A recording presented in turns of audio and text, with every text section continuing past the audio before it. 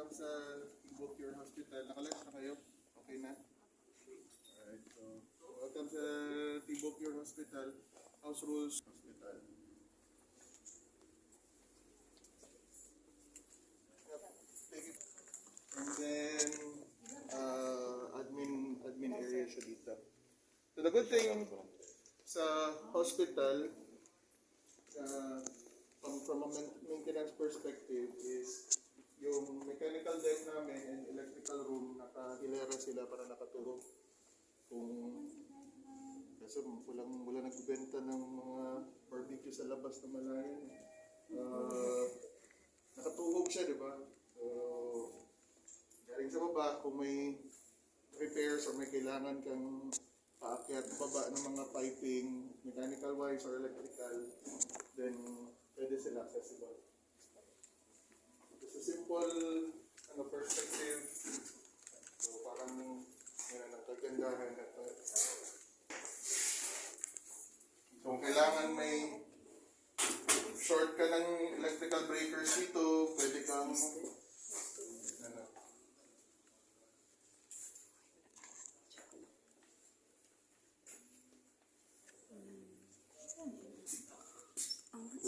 pasensya ko medyo madumi. So, at least pwede mo ma-separate electrical doon, mechanical kung may mga linga ng sa fire hydrants namin or sa mga ibang mechanical piping like sa aircon na basa, pwedeng dito. So, yun yung isa sa mga from a maintenance perspective maganda. Ives is louvers. So just in case walang air conditioning, kunwari nasira, pwede namin buksan to and then yung air would be passing through. Ang problem lang ito is of course over time pag hindi na maintain gaya nito, nagkakaroon na rust. Pero yun yung positive and negative ng ganito isa. Pero maganda siya kasi at least medyo mahangin.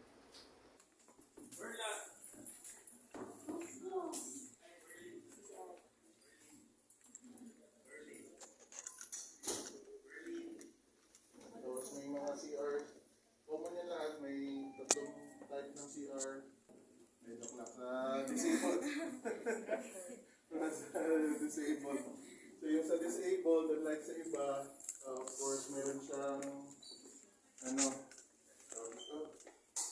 yung handrail. Sometimes kung parang may nagsuggest nga parang kulang pa yata. Kasi yung iba parang kailangan nila na mas makapitan. So isang handrail lang. So, and then majority is mga children. So usually may mga parents na nagkakarga. So hindi na ganun ka necessary yung mga handhelds. By the way, may mga kilala kayo ay hindi 30 beds ang meron sa hospital. Pero na-maximize lang namin up to 18 beds. Dito tayo. Clinic area.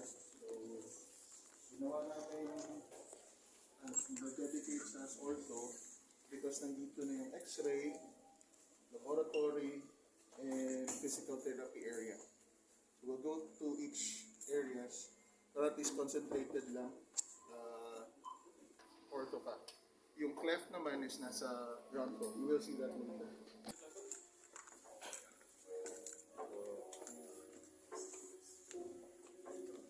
Example sa mga clinic rooms. Again, may mga louvers pa rin. So if ever, kunwari walang hangin talaga,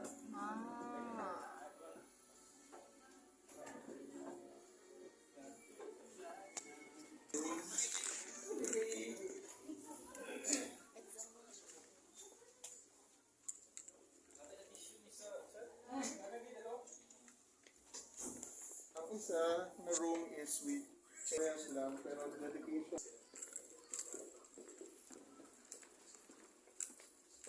More on the setup lang ang difference. Kung makita niyo ang difference ng clinic is mostly tawag nito, yung mga nasa loob niya, and at the same time, the number of beds. Actually, dapat dalawa to dito, pero tinanggal na lang isa kasi medyo masikip na. So, yung mga... So, pili lang kayo kung Adidas, Nike, or anong brand na gusto niya.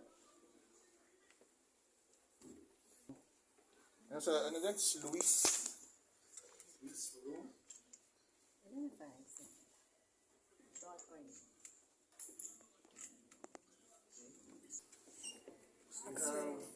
Architecture students to check.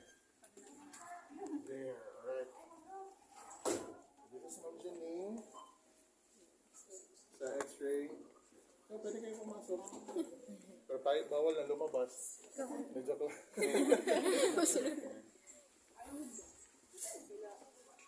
So, x-ray room, embedded sa mga walls, hindi niya makita ang LED lining. So, among all the other rooms, ito yung merong LED lining para pag nag-emit ng radiation dito, yung mga patients na or tao na sa labas, hindi masyado na tatamaan. And then care rin sa staff namin, meron silang gown, LED gown. OSL band. Or isang fire exit lang. Andun lang. Doon lang. Banda. And then 5th floor and 4th floor stairwell ang meron. 3rd floor going down, nakaramp na siya. Kasi from 3rd floor pababa are patient areas. Dito, clinic areas lang. Salamat, Ma'am Janine. Thank you po.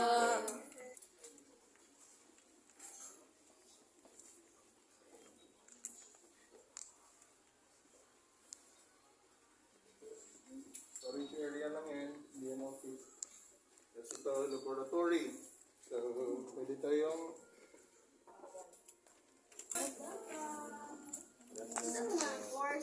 Architecture po. so, sa laboratory, now, para makalabas kayo, kailangan daw muna kayo kunan ng dugo. Alam sila mo. No. Tanaw lang. Dahil sa pictures pwede. Oo. Pero ang ano lang,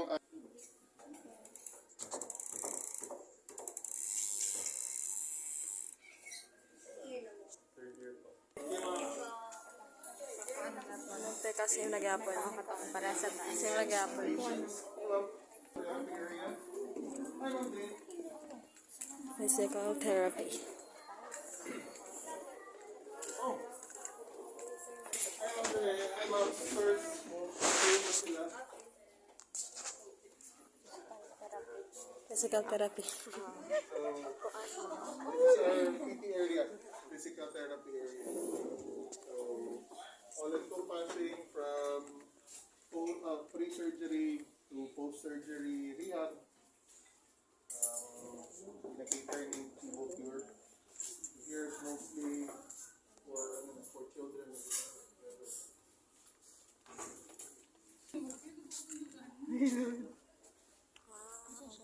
Parang bed lang. Ini sa inyo athletic. Usually, dati, mga doctors,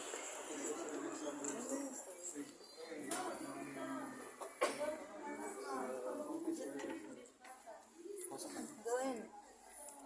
Asan yung direct? Then Administrative. nasa center yung Administrative. conference. So, forgive the busyness kasi may event kami bukas sa park-in. Ang sa visitors from Malayan College's Architecture.